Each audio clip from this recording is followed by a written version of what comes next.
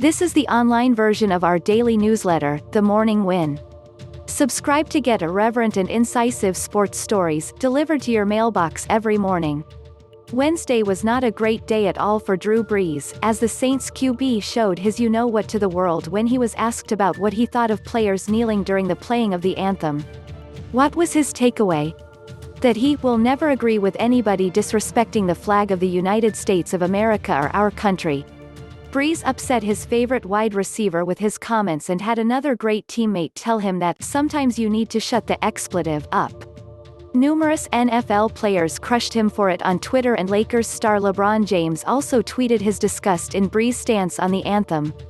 A few hours later, another future Hall of Fame QB came in and delivered a message that hopefully Brees heard and will take to heart and will help him change the way he looks at things, because what Aaron Rodgers said was absolutely correct.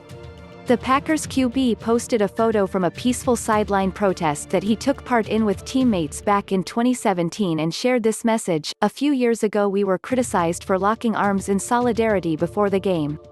It has never been about an anthem or a flag. Not then. Not now. Listen with an open heart, let's educate ourselves, and then turn word and thought into action." Rodgers has been supportive of the peaceful sideline protests since they first started with Colin Kaepernick in 2016, and we learned Wednesday that his stance has not changed at all. With everything going on in our country in the past week and the hope for the positive change that can come from the protests of yet another horrific moment with the death of George Floyd, we need more people like Rodgers and his way of thinking and less people like Brees and his incredibly ignorant way of thinking. Rodgers is right, the peaceful national anthem protests have nothing to do with the flag or the song or disrespecting any member of the military and the sacrifices that have been made by those heroes. We all love and respect our men and women of the military.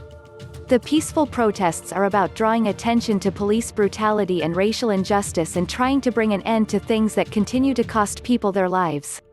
The peaceful anthem protests are what make America great. We are able to protest against serious social injustices that happen far too often, and in doing so we're able to push for the change that needs to come.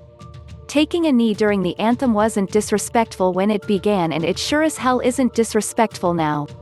That may be scary for the NFL to hear, though, because the league buckled to some ridiculous pressures from President Trump and banned kneeling during the anthem because the NFL loves money and hates the thought of losing money.